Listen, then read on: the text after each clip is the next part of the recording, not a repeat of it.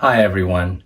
In honor of Dr. Martin Luther King Jr. Day, I would like to share with you how I met the author, King Farris, and eventually how we collaborated on our book, My Brother Martin.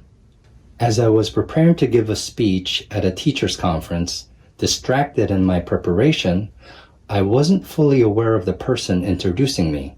As it turned out, that person was Mrs. King Farris, sister of the late Dr. Martin Luther King Jr.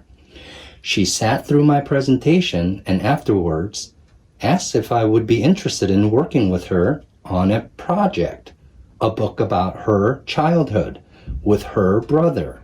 Of course I was flattered. As a kid, I had idolized Dr. King. She went on to say that I and the things that I said during my presentation reminded her of her brother. Wow.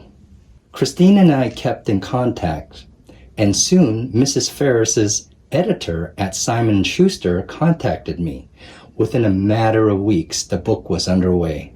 My first course of action, a trip to the King Center in Atlanta, where Mrs. Farris, our editor, and I walked through the place of Dr. King's childhood, his home, his church, the neighborhood, firehouse, where he and his friends spent much of their time, all while discussing what we thought this book should be.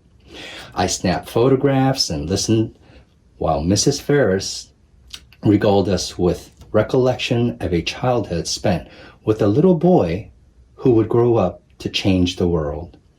I was moved beyond words and left Atlanta with the feeling of being a part of something historic.